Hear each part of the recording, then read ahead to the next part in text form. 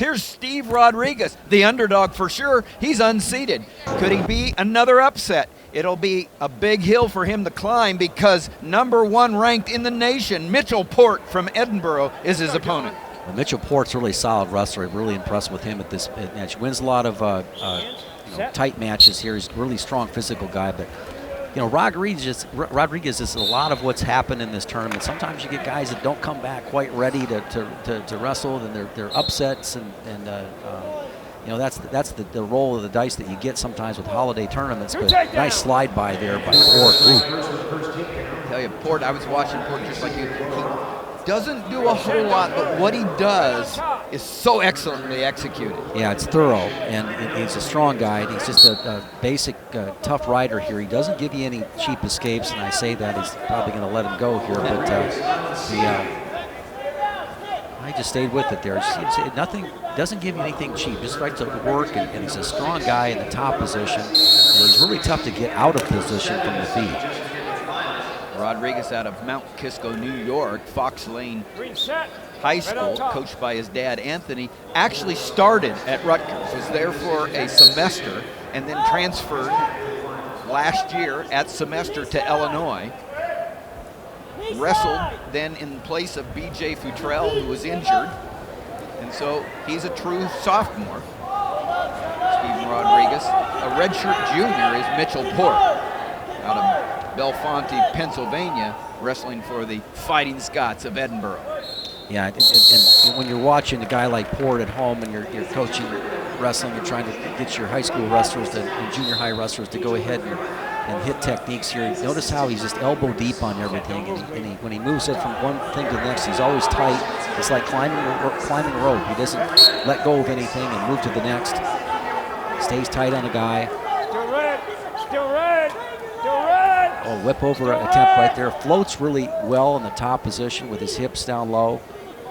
Early takedown for the #1 seed and #1 ranked intermat wrestler in the nation, Mitchell Port, out in front 2-0 on his early takedown. And so much riding is floating with the guy and following him with his feet. So you see how he's, a lot of footwork is necessary when you ride a guy, particularly when you get up to the feet, never losing position and keeping your chest low to a guy's lower back. Nice elevator attempt there, rolled through pretty well. Again, notice how he's floated. Already a minute of riding time and more, and now looking for near falls and close to a fall. Yeah, that looked like a fall right there.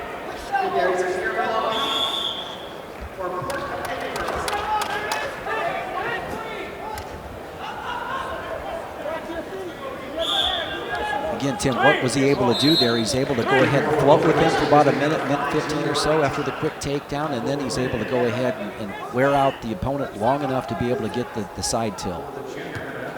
That's a technique that wasn't there in the beginning, but all that effort of staying with it, not letting the guy go, not giving him a cheap escape, gave him the opportunity to get into his strength. Action here. Action, gentlemen. Official Angel Rivera, the head official. Another tilt being locked up. Green! Greenstone, green! First warning against Steve Rodriguez. There's the Illinois assistant coaches. Mark Perry on the right.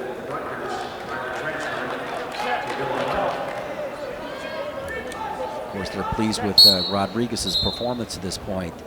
You take a look at all the guys that were seated in the lower half of the bracket here. Adam Kropp from Princeton, the guys like Blake Gardner from Lehigh, Jeva from Iowa, who made it pretty far in the tournament here. And of course, Rick Dorso from Franklin and Marshall was another guy that was seated pretty high, ranked high in the country. So Rodriguez is the guy that made it out of the bracket. Right, Rodriguez beat Jeva in the tournament. You see Tim Flynn there, the head coach of Edinboro, in the red sweater there. On the right-hand side, in the corner. You got one stall call. Green, one stall call. Hands out, red. Set, Red, on top. And Edinboro's been coming to this tournament for quite some time, and I think it's a wise move on their part. You know, you get some if you don't have the resources to be able to go all the way across the country, but a lot of West Coast teams come to the Midlands, East Coast teams, and they kind of meet here, and it makes it a better competition. But I think that they've gotten some value out of it, and I know that I try to get around as many educated eyes in the sport as I can when I'm watching a meet like this, and you know, a lot of guys are very complimentary of the way the Edinboro wrestlers go out there and battle. Well, Mitchell Port, the #1 ranked wrestler at 141 pounds, has got up to a good start here in the finals at 141 pounds, and it really plays into his wheelhouse to be out in front, 5-point lead. He's hard to score on, keeps good position. Yeah, he does. Nice, works off that, works off the collar tie, likes to work off that. You saw the slide by before. You know, when I look for, got a 6-0 lead, trying to coach a guy up, what other techniques do you want to go to here? You see an opportunity for him to go ahead and work on his defense, flips the head to the inside, makes Rodriguez work a little bit harder. And the one thing I noticed with Rodriguez in the tournament is he keeps it going, and he won a couple of matches at the end by just out-shaping. But you look, excuse me, Tim, but you look at his scores, you know, 10-8 score, 12-3 score. There's a guy that's putting up a lot of points, a 4-0 score. And then the tight match he had with Jeva from Iowa was a 4-3 score. And California product. Guys come out of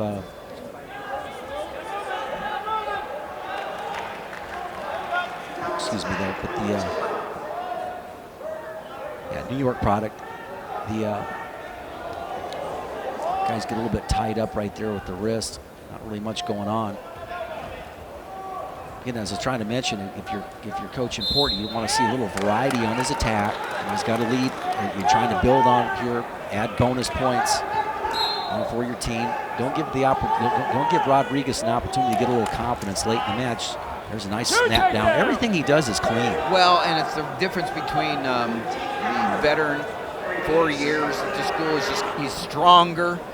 He keeps great position and he executes so well. We're talking about Mitchell Port out in front, 8-0. Steve Rodriguez, the upstart youngster from Illinois, who's made his way to the finals as an unseeded wrestler. Take a look at this beautiful little snap down. He's going to drop. Boy, you will go from that position, bounce off your forehead like that. That's well placed.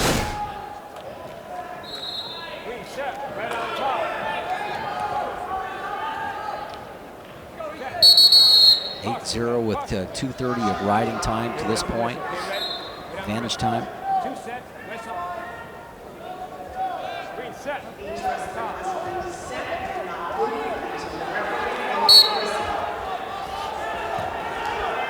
Edinboro with two #1 ranked wrestlers in the nation here at this tournament. Shop at 133, we talked about, was upset by Joe Colon, but after Colon's pin of Ramos in the finals, I don't think anybody's going to be calling a win by Joe Colon an upset.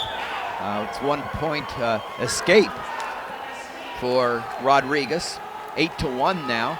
As Jim mentioned, almost 3 minutes of riding time build up. And there's the shot by Port. Yeah, nice little head to the outside shot, and Rodriguez was able to go ahead and push his head back to the inside where he's a little bit more comfortable in countering this. See what Port does. Trying to work back into the front position. No control here. Now he's going to go ahead and get hold of both legs, and this should be 2. And Port has shown us variety in his attacks all night. Yeah, he has. And so he's got the nice snap down, and he had the slide by here to begin with, and he follows it up with that lower leg shot. And he's just really strong on the core, Tim, as well. He's just, you know, it's like trying to go through a bulldozer right there. When you've got your chest up and your hips down like that, it's tough for a guy to go ahead and get through you. He's got to go ahead and try to get to the side. Edinboro looking for a champion here at the 51st Midlands at 141 pounds. Iowa getting a champ at 125 with Thomas Gilman. And then Northern Iowa, UNI, getting a champion from Joe Colon, the win over Tony Ramos at 133. Edinboro trying to join the party here, 30 seconds away. Mitchell Port, the #1 ranked wrestler in Division I college, looking for a real workman-like, very impressive showing. And workman-like's the word. I mean, he's got a flow to his match that all the way through kind of the same pace. And if you're going to go ahead and do well against a guy like Port, you got to find a way to vary the pace and get him working a little bit harder, get him moving a little bit more. And that's just not happening here for Rodriguez. Well, you can see why Mitchell Port made it all the way to the NCAA finals last year.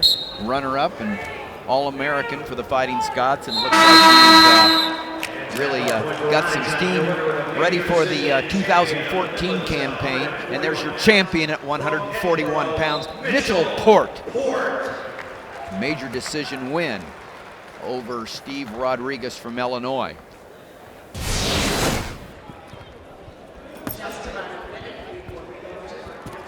Just look at his work here in the top position. Again, a lot of this was just following, and you know, that doesn't look like a whole heck of a lot, but it gave him an opportunity to go ahead and get back points later in the match and break the match open.